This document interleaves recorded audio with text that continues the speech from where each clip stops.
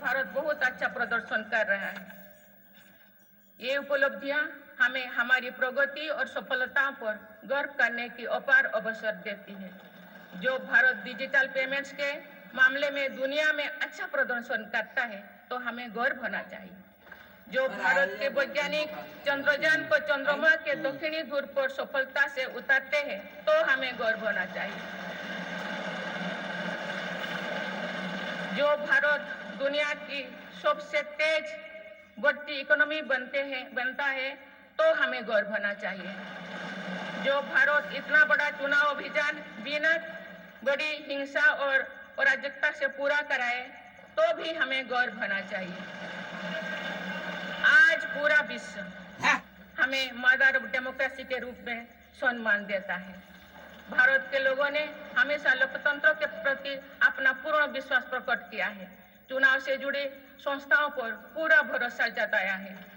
स्वस्थ लोकतंत्र को बनाए रखने के लिए हमें इस विश्वास को सुसहेज कर रखना है, इसकी रक्षा भी करना है। हमें याद रखना होगा, लोकतांत्रिक संस्थाओं और चुनावी प्रक्रिया पर लोगों के विश्वास को चोट पहुंचाना उसी डाल को काटना जैसे जिस पर हम सब बैठे हैं। हमारे लोकतंत्रों की विश्वसनीयता को ठेस पहुंचाने की हर कोशिश की सामूहिक आलोचना होना चाहिए। हम सभी को वो दौर याद है जो बैलेट पेपर छीन लिया जाता था, लूट लिया जाता था। मतदान प्रक्रिया को सुरक्षित बनाने के लिए ईवीएम को अपनाने का फैसला किया गया था। पिछले कई दशकों में ईवीएम में सुप्रीम कोर्ट से लेकर जनता की अदालत तो खार कसौटी को पार किया है। माननीय सदस्यगण, मैं आप सभी सदस्यों से अपनी कुछ और चिंताएं भी साझा करना चाहती हूँ। मैं चाहूंगी कि आप सभी इन विषयों पर चिंतन मनन करके इन विषयों पर ठोस और सकारात्मक परिणाम देश को दें। आज की संचार क्रांति के युग है। में विघटनकारी ताकतें लोकतंत्र को कमजोर करने और समाज में दरार डालने की साजिश रच रहे हैं। ये ताकतें देश के भीतर भी है और देश के बाहर भी संचालित हो रहे हैं।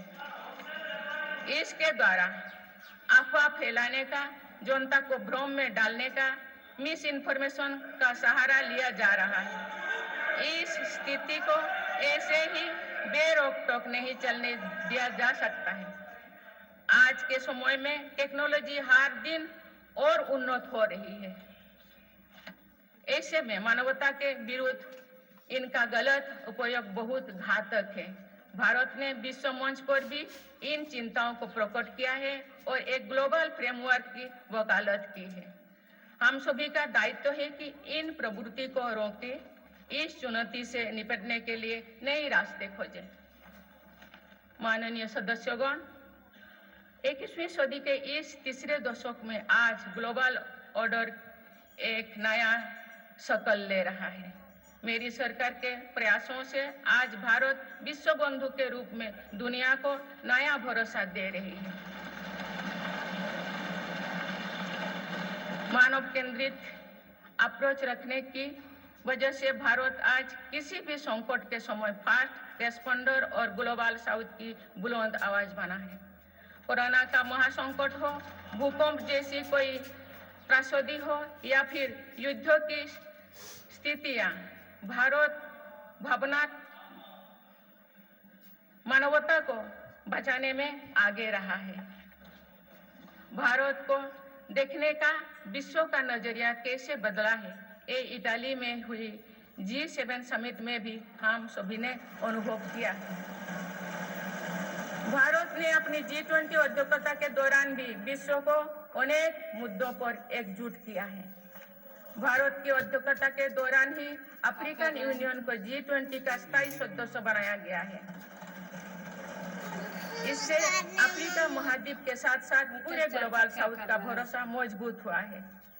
नेबरहुड फास्ट पॉलिसी में चलते हुए भारत ने पड़ोसी देशों के साथ अपने रिश्तों को मजबूत किया है।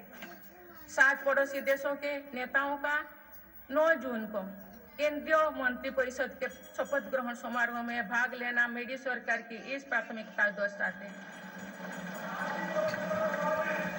भारत सबका साथ सबका विकास की भावना के साथ इंडो पैसिफिक क्षेत्र के देश के साथ भी सहयोग बढ़ा रहे हैं। पूर्वी एशिया हो